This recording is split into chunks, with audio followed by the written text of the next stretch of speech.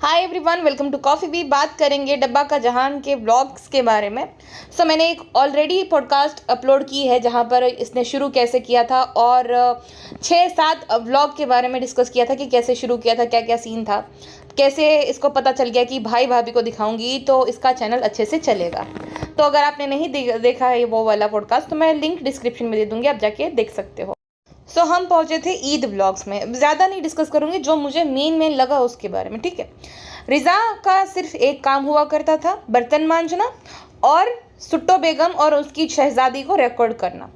पहले जो है वो भालू का व्लॉग वो रिकॉर्ड कर रही थी तो उसको भी वो डांटती है कि इधर से जाओ, मैं भाभी की वीडियो बना रही हूँ ना। ये देखिए, मतलब एक तो वो बेचारी इसका काम भी करे और ऊपर से उसको डांटे भी कि इधर से जाओ, वहाँ अम्मी को रिकॉर्ड करो, अभी मैं जो हूँ व्लॉग्स बना रही हूँ। और इसकी माँ भी कुछ कम नहीं थी, हमारे पर फोकस करो, हम वीडियो में दिखाओ, बहुत शौकीन थी। अब यहाँ तक भी ठीक है, चलो वो फ्री थी तो वीडियोस रिकॉर्ड करवा रही। वैसे अगर पढ़ाई के मकसद से लाया गया है बच्चों को तो उन्हें सिर्फ पढ़ाई पे फोकस करना चाहिए, ना कि इन लोगों के लिए वीडियोस वगैरह रिकॉर्ड करना है। यहाँ तक भी ठीक था कि चलो वीडियोस बना रही है, त्योहार है तो। सबसे ज़्यादा प्रॉब्लमेटिक मुझे क्या लगा पता है? ये जो प्रिंसेस ऑफ मौदाहा है ना, अब खाली रिजा नहीं, मैडम भी, दीपिका जो है इतना सारा खाना अकेली बना रही है। मतलब बिरयानी, पानी पूरी, चाट, दही वड़े और कितनी सारी आइटम्स, लगभग उसने बनाई होगी 7-8 आइटम्स, वो अकेले बना रही है। और ये माँ बेटी खाली बाहर बैठे बैठे हैं और क्या बोल रही है, अम्मी आप भाभी की तारीफ करो ना। अरे तुम हेल्प करो ना भाभी को, अम्मी तो तेरी तारीफ कर देगी लेकिन हेल्प करो ना माँ बेटी। दोनों माँ बेटी वहां पे बैठी है और जो बर्तन होते हैं ना, बेचारी रिजा इन लोगों के कटोरे भी लेकर जा रही है और किचन में जाकर बर्तन मांज रही है। ये देखिए, और प्रिंसेस और रानी साहिबा बाहर बैठे हुए तारीफ कर रहे हैं भाभी की। अम्मी आप भाभी की तारीफ कर दो ना। तो सुट्टो बेगम द महारानी जो है उनका तो वही रहता, हमें बहू बहुत अच्छी है, हमें बहू बहुत ध्यान रखती है, हम सूट वूट दिलाती है, हम ये वो करती है, तारीफ कर देती, हो गया। तो मैडम को तो इतना ही चाहिए भाई, मैडम चने के झाड़ पे चढ़ जाती थी कि वाह वाह अम्मी ने मेरी तारीफ कर दी। और नई नई शादी हुई थी 1-2 साल, तो पता नहीं वो क्या ही था उसका, वो परफेक्ट बहू वाली जो टीवी वाली इमेज है उसको वो कंटिन्यू कर रही थी कि उसके ब्लॉगिंग के लिए ये सब कर रही थी कि पता नहीं क्या था। शायद उसका जो है ऑफलाइन भी ससुराल मक्खी का चल ही रहा था। लेकिन कुछ भी बोलो, वो अकेली मेहनत करती थी, मेहनत तो फिर भी लगती है, वो ड्रामा कर रही, जो भी कर रही, मेहनत तो भी लग रही है ना, खाना तो भी वो पका रही है, इतना सारा अकेली, फिर भी तो मेहनत तो लगती है। उस टाइम पे ना तो उसके किचन में इतनी सुविधाएं थी, ना कुछ था, ना चिमनी वगैरह थी, तो उसको पसीना भी बहुत आता था, फिर भी वो अकेले काम करती थी। ये माँ बेटी जो है रेडीमेड खाना खाने आते हैं कि भाई आज तो भाई भाभी के वहाँ पे दावत है, सारा खाना वो ऊपर से नीचे बना कर लाती थी। इसकी माँ या ये जो है खाली रिव्यू ही लेते थे, बोलो भाभी ये कर रहे हैं, भाई झाड़ू लगा रहे हैं, भाभी पूड़ियाँ तल रही है, कभी हेल्प नहीं करती थी। और इसके भाई भाभी की प्राइवेसी नाम की कोई चीज़ नहीं थी और ना ही ये प्राइवेसी की रिस्पेक्ट करती थी उसके भाई भाभी की। कभी भी आधी रात को भी ये पहुंच जाती थी भाई भाभी के घर पे डोरबेल बजाकर कंटेंट लेने की, फ्रेंड्स हम व्लॉग रिकॉर्ड करने भाई भाभी के वहाँ पर गए थे कि भाई भाभी क्या कर रहे। और ये देखकर जो मैडम की मम्मी है उसको बुरा लगता था कि आधी रात को भी आकर जगा देती थी। अब जितना ये रिजा रिहान को परेशान करती थी ना, एक वक्त पे ये अपने भाई भाभी को भी परेशान करती थी। वो लोग भी, अब इसका भाई जो है, जो भी बोलो, जितना दूसरों के लिए एटीट्यूड वाला है, लेकिन उसने कभी भी इसको कुछ नहीं बोला। जब इनफैक्ट सिल्वर प्ले बटन आया ना तो भी वो वही बोल रहा था कि ये इसकी मेहनत है, उसकी मेहनत नहीं थी, बोले लड़के, वो तुम दोनों की फेम को यूज़ करके बनी थी। फैजू की भी पॉडकास्ट में गया था तो भी वो इसी की तारीफ कर रहा था कि उसको ही पता था, उसने ये सब चीज़ें करी थी तो उसी की मेहनत की वजह से हुआ था। नहीं, कुछ नहीं होता, मेहनत करो या पूरा 10 साल भी ब्लॉगिंग में आप निकाल लो, अगर फेस वैल्यू नहीं है तो ब्लॉग्स चलते ही नहीं है, सिंपल सी बात है। अच्छा, यहाँ भी वो नहीं रुकती है, ठीक है। रिजा जो है बर्तन तो मानती थी बेचारी। इससे बुरी बात क्या हुई पता है? ये ना ईद आने वाली थी, बकरा ईद शायद से, ये मैंने बात की थी रमजान ईद की, उसके बाद बकरा ईद आने वाली थी। तो ये जो प्रिंसेस ऑफ मौदाहा है उसको हाथ में मेहंदी लगानी थी, लेकिन वो कंटेंट लेने भाई भाभी के वहाँ पे पहुँच गई, वो भी रात के 2 बजे। सोचो, रात के 2 बजे, जहाँ पर दीपिका की मम्मी भी थी और वो सो गई थी, उसकी वजह से वो उठ जाती और उठकर वो सीधा किचन में जाती है अपनी बेटी के पास, क्योंकि दीपिका उस टाइम पे भी जो प्याज होते हैं ना वो फ्राई कर रही होती है, तो वहाँ पे वो पहुँच जाती है जो उसकी मम्मी है हेल्प करने के लिए। और अचानक से नींद में से खुली थी इसलिए उनका मूड भी, क्योंकि किसी का भी मूड खराब होगा, कोई आधी रात तक पहुँच जाएगा। तो सोचो, ये कंटेंट लेने के लिए आधी रात को चली जाती थी, 2-2:30 बजे। भाभी क्या कर रही हो, भाई क्या कर रहे हो, 2:30 बजे कोई क्या करेगा। ये तो हो गई उसके भाई भाभी को परेशान करने के बाद। उस टाइम पे रिहान होगा 11-12 साल का, है ना, बच्चा एकदम। ये अपने घर पे 2:30 बजे भाई भाभी से मिलकर रात के 3 बजे जाती है। सब लोग वहाँ पे भी सो गए होते हैं, सुट्टा बेगम, रिजा, नान, सब। तो डोरबेल बजाती है और ये ऑर्डर देती है रिहान को कि मेरे लिए चाय बनाओ। सिर्फ रिजा को एक्सप्लॉइट नहीं करती, रिहान को भी करती थी उस टाइम पे, 11-12 साल के बच्चे को। ये देखिए, ये फोटो देखिए, इसमें ना 2 कप चाय बनाई, एक शर्मीली बेगम के लिए और एक इसके लिए। और क्या कहती पता है, मेरा कितना अच्छा भाई है, मेरा कितना ध्यान रखता है। मतलब 3:30 बजे एक बच्चे को उठाकर चाय बनवाती है और तारीफ करती है कि मेरा भाई कितना अच्छा है। शर्म नहीं आती तुझे, गुड फॉर नथिंग औरत। हाँ, वो लोग वहाँ पे पढ़ने लिखने के जो है इरादे से उसके पेरेंट्स ने भेजा था, और वो तेरे भरोसे तो आए भी नहीं थे, तेरे भाई भाभी के भरोसे आए थे। और इस औरत ने एक मौका नहीं छोड़ा उन दोनों भाई बहन को परेशान करने का और इन दोनों छोटे बच्चों से काम कराने का। मतलब व्लॉग तो रिकॉर्ड कराना ही था दिन में, चाहे बारिश हो चाहे धूप हो, और अपने पर्सनल काम कराना भी। इसके जूते भी जो है वो रिजा बेचारी रखती थी। अब रिजा सो गई होती, ये देखिए, रात के 4:30 बजे उसको उठाकर मेहंदी लगवाती। और क्या कहती पता है, अगर तुमने मुझे अच्छी मेहंदी लगाकर नहीं दी तो ये मेरे जो हाथ है ना, वो तुम्हारे गाल पर धीरे से लगा दूंगी, पूरी मेहंदी की प्रिंट जो है तुम्हारे गाल पे छाप दूंगी। सोचो, एक उस टाइम पे होगी ये 30 साल की महिला एक बच्ची को ऐसा धमकी दे रही है कि अगर अच्छी मेहंदी नहीं लगाई रात के 4:30 बजे जगा कर, तो मैं तुम्हारे गाल पे ये प्रिंट लगा दूंगी। इसकी हिम्मत देखो, हिम्मत देखो। और इसकी माँ भी इसको कुछ नहीं बोलती थी, क्योंकि इसकी माँ के लिए भी वो जो बहन के बच्चे हैं वो गुलाम टाइप ही है। अगर फ्री का खा रहे, फ्री में रह रहे, तो कुछ ना कुछ तो जो है भोग देना पड़ेगा। सबसे बड़ी गलती तो पेरेंट्स की है, जिन्होंने बच्चे पैदा कर दिए, लेकिन अफसोस उनकी औकात नहीं थी कि बच्चों को अच्छा भविष्य दे पाए। 2-2 बच्चे कर दिए, लेकिन आगे का कुछ नहीं सोचा कि कैसे पालेंगे, कैसे उनको अच्छी एजुकेशन देंगे। सबसे बड़ी गलती उन्हीं की है कि अपने बच्चों को किसी और के भरोसे थोप देना, उनकी जिम्मेदारी ना उठाना। तो बच्चों को सोते सोते हो जाता है 6 बजे तक, ठीक है, 6 बजे बच्चे सोते बेचारे। अब शोएब आता है दूसरे दिन, जब ईद थी, तब वो ज़बरदस्ती उठाता है कि आज त्योहार है, सो रहे हो क्या, आज त्योहार है क्या, सो रहे हो। तो ये जो है डोंकी स्माइल दे रही थी वो साइकिल में। अरे तेरे मुंह में जबान नहीं है क्या, तू बोल नहीं सकती कि मैंने जो है जगाया था अपने पर्सनल काम के लिए, बच्चों को सोने दे। नहीं, इसकी जबान से एक शब्द नहीं निकलता। वो तो कहते देखो ना भाई, अरे देखो ना भाई, क्या तूने ही तो जगाया था दोनों बच्चों को। अच्छा, ये सब तो छोड़ो, ये जो मल्लिका है, सुट्टो बेगम है, महारानी ऑफ मीरा रोड, ये जो दूसरों को जज करती है कि छोटे कपड़े पहनती है, ऐसे छोटे कपड़े कौन पहनेगा, ऐसे कौन कहता है, अल्लाह दुपट्टा नहीं ओढ़ा है। जिसने रिजा और मेहर, जो कि बेचारी 11-12 साल की बच्ची है, उसको दुपट्टा ओढ़ा दिया उनके कहने पे। ये तो उसकी बेटी और दामाद सब ये तीनों एक जैसी है। वो सुट्टो बेगम त्योहार के दिन जब सब कोई आता है तब बिना दुपट्टे के, ये देखे, सर पे तो ठीक है, वैसे भी दुपट्टा नहीं ओढ़ा था, और सब फ्राई कर रही थी और ये व्लॉग रिकॉर्ड कर रही थी भालूपी। ये देखिए, और अपनी हिजाब स्टोरी में कहती है, अम्मी ये कहती थी फ्रेंड्स कि तुम्हें दुपट्टा तो सर पे रखना चाहिए। अम्मी के खुद के दुपट्टे का पता नहीं, लेकिन अम्मी कहती थी फ्रेंड्स। अच्छा, दूसरे दिन भी जो है भाई भाभी के यहाँ पे दावत होती है। रेणु आंटी और मैडम जो है दोनों खाना बनाने में बिजी रहते पूरा दिन। शाम को मैडम फ्री होती है फोटोग्राफी सेशन के लिए, और वहाँ पे भी दोनों माँ बेटी जाती है। बहुत चालाक थी ये 2 माँ बेटियाँ, तारीफ कर देती थी मैडम के, देखा फ्रेंड्स भाभी कितनी मेहनत करते रहे, तू भी तो हेल्प कर दे, भाभी करिए तो। हाँ, और उसी टाइम पे मैडम को इस चीज़ के लिए कमेंट सेक्शन में जो है बोला जाता था कि मैडम खाली खाना बनाती रहती है, मैडम तो नौकरानी बन गई है। तो मैडम भी कुछ कम नहीं थी, उसका दूसरे दिन हिसाब करेंगे। अभी इसकी बात करते हैं भालूपी की, ठीक है।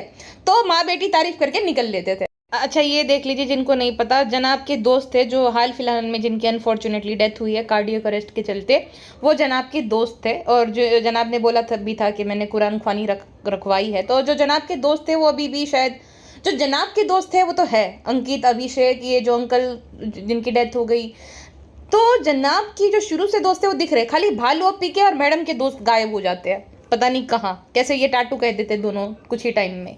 ये देखिए, शोएब ने बहुत मेरी मदद की है। आंटी बिना दुपट्टे के वो भी रह लेती थी, लेकिन अब उन पे भी प्रेशर डाल दिया इनकी ऑडियंस ने कि वो तो बेशरम है, वो दुपट्टा नहीं ओढ़ती, तो वो बेचारी को भी नाइटी पे भी दुपट्टा डालना पड़ता है। वरना वो पहले नहीं डालती थी, वो सूट भी ऐसे ही पहन लेते थे। लेकिन अब इनकी ऑडियंस ने इतना प्रेशर डाला कि वो भी दुपट्टे में ही रहती है और तारीफ करती रहती है बेचारी, क्या करे। एक और बात मैं मेंशन करूंगी, क्योंकि मुझे पता है अगर इनकी मैं क्रिटिसाइज़ करती हूँ तो तारीफ भी करूंगी जनाब की। जनाब के एक दोस्त थे, ये जो फोटो है मैं यहाँ पे रख रही हूँ, आप देख लीजिए। तो ये जनाब के दोस्त आरिफ है, जो कि इस दुनिया में नहीं रहे। पिछले साल इनकी किडनी फेलियर के चलते आपको पता ही होगा कि वो नहीं रहे, ठीक। तो जनाब जो है वो अभी भी उनकी फैमिली को फाइनेंशियल सपोर्ट देते हैं जब उनको ज़रूरत होती है तब।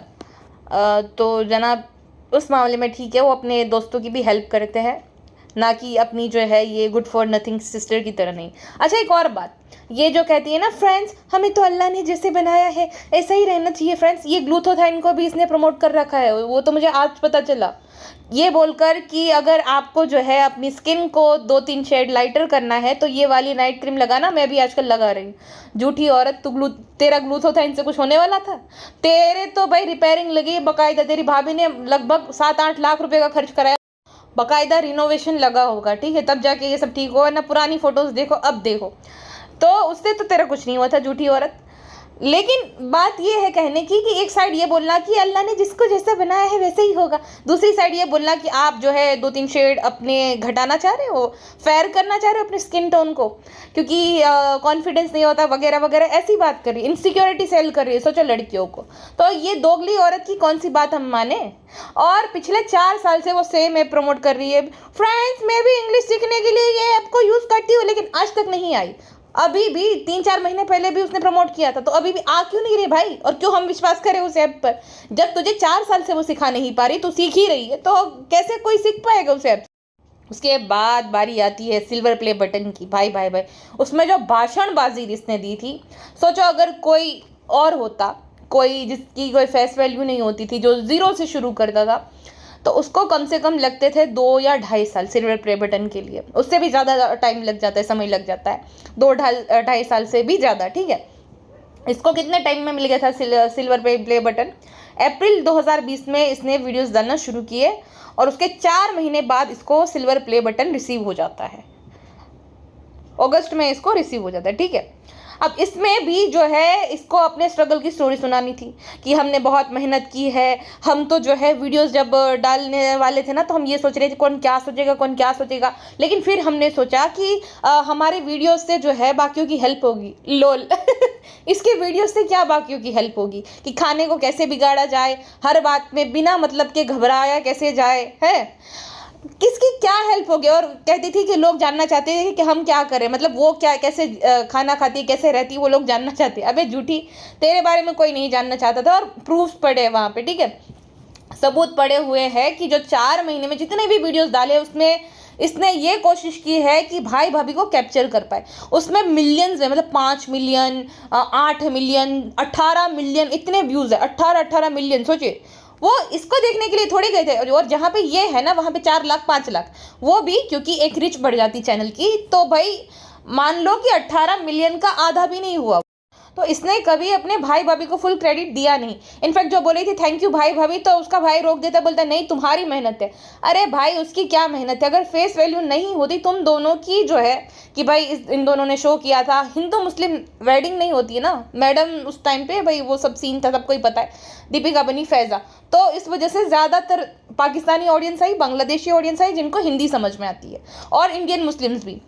और दूसरी बात कि उस टाइम पे ना ये सेक्युलर थे, तो हिंदू ऑडियंस भी थी 50%, क्योंकि ये लोगों ने आपको पता ही होगा जो नचवलिये में क्या बोला था, और वैसे भी ये अनप्रॉब्लमेटिक थे, इंस्टाग्राम पे ऐसा दिखता था, इंस्टाग्राम की वजह से लोग इनको देखने आए थे, क्योंकि इन्होंने कभी ऐसे कंट्रोवर्शियल स्टेटमेंट नहीं दिए थे, और पता ही नहीं था ना लोगों को कि भाई पूजा होती है, आरती होती है, और वहाँ अजान भी सुनाई देती है, सीन पता ही नहीं था। देखना शुरू किया तब जाके धीरे धीरे 2-3 साल बाद लोगों को समझ आया कि भाई ये तो नौटंकियाँ करते हैं। टाइम लगता है इंसान को समझने के लिए, और जब किसी को अगर मीठी वाणी से कोई मार रहा है ना, तो भाई कोई भी इंसान हो कितना भी समझदार, वो डिकोड करने में टाइम लग ही जाता है कि ये तो इतने अच्छे इंसान से, भाई ये लोग तो इतने अच्छे, ये कैसे किसी को बेवकूफ़ बना सकते हैं। तो ये सीन था पूरा। तो इसने कभी भी ये नहीं पूरी अपनी सक्सेस का जो है क्रेडिट भाई भाभी को दिया कि भाई उनकी फेस वैल्यू के चलते उन्होंने अपने टाइम पे स्ट्रगल किया था, तो उनको देखने के लिए ऑडियंस आती थी, ना कि तुम्हें। तो ऐसा कर करके इसके 4-5 लाख जो है सब्सक्राइबर हो गए। इंस्टाग्राम पे भी अच्छी खासे इसके 3 लाख फॉलोअर्स हो गए थे उस टाइम पे, वरना जब इसने शुरू किया था ना तब इसके थे तकरीबन 35-40 हज़ार फॉलोवर्स।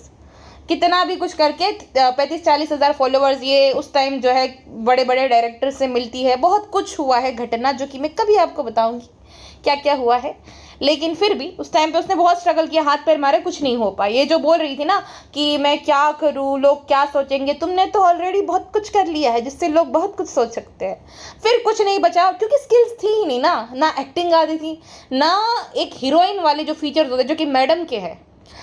एक हीरोइन के लिए ऐसा नहीं कि बस तुम्हें गोरा ही होना है, नहीं, फीचर्स अच्छे होने चाहिए, एक्टिंग आनी चाहिए, तब जाके आप एक हीरोइन मटेरियल होते हो, ठीक है।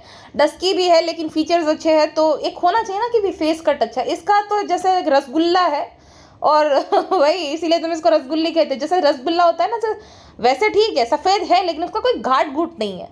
तो सेम ये रसगुल्ली जो है वो हीरोइन मटेरियल नहीं थी, इसलिए कभी इसको कोई रोल मिल नहीं पाया सर पर मारने के बावजूद भी। फिर इसे समझ आ गया कि भाई गुटके किंग से शादी करनी है तो कुछ तो करना ही पड़ेगा, क्योंकि वो भाई है लालची, वो उसके पेरेंट्स वैसे तो मरने से रहे, वरना दूसरी जगह उसकी शादी करा दी जाएगी। तो फिर ब्लॉगिंग में ये उतर गई, क्योंकि उसी दौरान बहुत सारे ब्लॉगर्स फेमस हो रहे थे। Flying beast, Saurav Joshi, family blogging बहुत ज़्यादा पॉपुलर हो रही थी। भाई भाभी भी घर पे थे, और क्योंकि भाभी का भी काम बंद हो गया था तो जितना भाभी पहले लुटाती थी उससे थोड़ा बहुत कटौती हो गई, क्योंकि रेंट भी देना है, इतने सारे लोगों को भाभी को ही संभालना है, तो भाभी भी थक गई थी। और इसका भाई अगेंस्ट था इसकी ब्लॉगिंग के, लेकिन भाभी ने ही मनाया, क्योंकि भाई भी घर पर ही बैठा था, भाभी बेचारी कर रही है कितना का ही संभाले। तो सोच रही थी कि भाई थोड़ा बहुत ये कमा ले ताकि एटलीस्ट ये अपना खर्चा देख ले और इसका खर्चा मुझे ना संभालना पड़े, ऐसा करके उसकी भाभी ने खूब हेल्प करी। देखो वो है जो भी बोलो, जैसी भी गालियाँ देती ऑडियंस को, लेकिन इसके केस में उसने बहुत सपोर्ट किया था। जब तक इसके मान लो 1-1.5 लाख सब्सक्राइबर नहीं हुए और चैनल अच्छा खासा ग्रो नहीं हो गया, तब तक उसने अपना चैनल भी नहीं बनाया था, ना ही वो वीडियोस ज़्यादा डालती थी। इसी के ब्लॉग्स में दोनों फीचर्स होते थे, और उसका चैनल बनने के बाद भी इसकी भाभी जो है ज़्यादातर कंटेंट इसी को बनाने देती थी। तो उसकी भाभी ने तो भाई एक अच्छी भाभी होने का फ़र्ज़ निभाया था, भाई ने भी, लेकिन ये नहीं निभा पाई। इसने तो हमेशा अपने आप को ही सुपीरियर रखा कि फ्रेंड्स ये सब जो है ना आसान नहीं होता है, आप सब मुझे बोलते हो कि तुम्हारी तो बहुत अच्छी लाइफ है, तुम्हें तो सब सामान मिलता है फ्रेंड्स। सोचो कि इसमें कोई स्किल्स नहीं थी, ना इसे कोई आता जाता था, फिर भी जिस काम की वजह से इसको कोई 8,000 जॉब पे नहीं रखता, वो काम उसको महीने के उस टाइम पे देता होगा 2.5-3 लाख रुपए, उसको लेकर रोना रो रही थी कि फ्रेंड्स इसमें भी जो है स्टोरी लगानी पड़ती है, फ्रेंड्स ये ज्वेलरी पहननी पड़ती है। सोचो ज्वेलरी पहनना बहुत बड़ी बात होगी, ज्वेलरी पहननी पड़ती है, ड्रेस पहननी पड़ती है, नई नई फोटोज़ लगानी पड़ती है, मेकअप करना पड़ता है। तो फ्रेंड्स हमें बहुत हार्ड वर्क करना पड़ता है। आप ऐसा मत बोलो कि हमारी ज़िंदगी आसान है और आज हम मेकअप लगा वगा के शूट कर लेते हैं ताकि हम कल आराम कर पाए। तो फ्रेंड्स मैं संडे के दिन भी काम करती हूँ, मैं बहुत ज़्यादा हार्ड वर्किंग। देख रहा है विनोद, फोटोज़ क्लिक करने को हार्ड वर्क बोल रही है, वो भी रिजा रिहान खींचते थे, और कहती है कि मुझे आपके कमेंट्स को भी रिप्लाई करना रहता है, ब्रांड्स जो अप्रोच करती है उनको भी रिप्लाई करना पड़ता है। तो फ्रेंड्स हमें बहुत ज़्यादा हार्ड वर्क करना पड़ता है। आप ऐसे मत बोलो कि हम जो है हमारी ज़िंदगी एकदम आसान है, हम बहुत मेहनत करते हैं फ्रेंड्स। ले अनन्या पांडे भी शर्मा जाए इसके स्ट्रगल को देख कर। तो और सबसे बड़ी क्या कोस रही थी पता है, और फ्रेंड्स ये टेलर भैया भी देखो ना, हमारा कपड़ा नहीं सिल के देते टाइम पे, तो ये भी मुसीबत रहती है फ्रेंड्स। देख रहे हो, सुन रहे हो, इसकी बातें सुनो। इसीलिए ये सबसे ज़्यादा प्रॉब्लमेटिक लेडी है, जिसको बना बनाया व्लॉगिंग करियर मिल गया, फिर भी रोना रोती रहती थी कि हम तो बहुत मेहनत करते, ये करते वो करते। अच्छा, एक तो इसकी एक अलग ही ऑब्सेशन थी, छोटे कपड़े बड़े कपड़े। कहती है आपको जैसे भी वीडियो बनाना है, छोटे कपड़े पहनकर, बड़े कपड़े पहनकर, आप जो भी करो, लेकिन आप वीडियोस बनाओ। और नसीब की बात होती है फ्रेंड्स, नसीब की बात नहीं होती बहन, नसीब की बात नहीं होती है, रिलेवेंसी की बात होती है, फेस वैल्यू की बात होती है यूट्यूब पर, जो कि तुम्हारे केस में तुम्हारे भाई भाभी की थी और तुम्हें काम आ गई, वरना कोई तुम्हें कुत्ता भी ना देखता ना पूछता।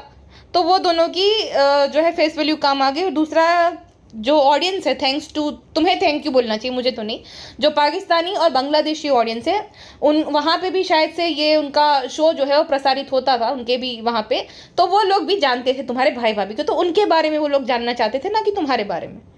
तो नसीब की तो बात तुम करो ही मत, वैसे तो तुम्हारा नसीब बहुत अच्छा है, लेकिन उस केस में, ब्लॉगिंग के केस में नसीब नहीं, वो तुम्हारे भाई भाभी ने एक वक्त पे मेहनत करी थी, अपनी फेस वैल्यू बनाई थी, वो तुम्हारे काम आई। ठीक है, तुम्हें देखने के लिए कोई नहीं आ रहा था, ना ही तुम ऐसा कोई खास कंटेंट दे रही थी, क्या ही ये बता रही थी हमेशा, भाभी ये कर रही है, भाई वो कर रहे, रिजा रिहान, बस यही। और रिजा रिहान को तो बेचारों को खाली यूज़ ही किया है, बर्तन धुलवाना, अपने ब्लॉग्स रिकॉर्ड करवाना, यही सब। और ये बहुत ज़्यादा डोमिनेटिंग थी उन दोनों पे, वो मैं आपको इसके तीसरे या चौथे पार्ट में बताऊंगी। इतना उसने परेशान किया और क्या क्या करवाया है सब मैं आपके साथ शेयर करूँ, ठीक है। हाँ, तो मैं इसके बारे में बोल रही थी कि कोविड का टाइम था, ये और इसकी भाभी मॉल में जाते हैं, मॉल में जाते, सोचो कोविड है, ये हर जगह पे देखो बैठते हैं, वहाँ से उठते हैं, फिर भी जो है आकर शावर नहीं लेते, ना ही कपड़े चेंज करते। इसी वजह से इसकी अम्मी को ना कोविड हो गया था, जो कि हमसे छुपाया गया था, ना ही बताया गया था, ठीक है। जनाब ने बहुत टाइम बाद बोला था कि मेरी अम्मी को कोविड हो गया था, इंटरव्यू में, वो भी गलती से फ्लो में, क्योंकि उनको बहुत ज़्यादा क्रिटिसाइज किया जाता था उस टाइम पे अगर वो बता देता कि मेरी अम्मी को कोविड हुआ है, क्योंकि ये लोग ना तो properly rules and regulation follow कर रहे थे और ना ही नहाते धोते थे, ना ही ये लोगों ने जो है अपनी अम्मी को क्वारंटीन किया था, इनफैक्ट छुपाया था कि भाई उसकी माँ को कोविड हुआ है। आसपास के लोगों से, ये वहाँ पे आने वाले मेहमानों से, हर लोगों से, कि भाई उसकी माँ को कोविड हुआ है। ना नहाते, ना धोते, ना सैनिटाइज करते प्रॉपरली। तो सीधा दोनों ननद भौजाई आते हैं, बिना नहाए धोए सीधा जो है रूम में घुस जाते हैं, क्योंकि इसके 4 लाख फॉलोअर्स हुए थे इंस्टाग्राम पे। तो वो जो रिज़ा रेहान दोनों थे, वो बेचारे ने 3 घंटे तक लगातार बलून्स फुगाए थे, क्योंकि वो सुट्टा बेगम तो भाई वो बेगम साहिबा है, वो कुछ काम की नहीं है। तो ये कहते ओ सो स्वीट, थैंक यू। अरे थैंक यू बोलने के बजाय तुम्हें ये बोलना चाहिए कि तुम दोनों अपनी पढ़ाई पे ध्यान दो, ये सब मत, इस सब में मत पढ़ो। लेकिन इसका तो यही है कि ये प्रिंसेस है और उसको प्रिंसेस ट्रीटमेंट ही मिलनी चाहिए। तो जो रिज़ा रेहान है उनका भरपूर फ़ायदा उठाया गया है, लेकिन वो बेचारे अभी भी वहीं के वही है। और रिज़ा की तो स्थिति जो है आज बद से बदतर कर दी है इसने, एंड सबसे बड़ी गलती उसमें उसके पेरेंट्स की है। शायद से उन्होंने ये सोचा था कि बहन के ही तो घर हम बेच रहे हैं, है ना, बहन तो मासी तो माँ समान होती है, लेकिन वो मासी माँ समान नहीं है। वो मासी सिर्फ अपने आप को ही जो है प्रायोरिटी देती है, उसे किसी से कुछ लेना देना नहीं है। तो गलत हाथों में उन्होंने दे दिया। अब नेक्स्ट पार्ट जो है आज से कुछ दिनों बाद आएगा। अभी के लिए बस इतना ही, मिलता है नेक्स्ट पॉडकास्ट में। अपना ध्यान रखिए, बाय बाय।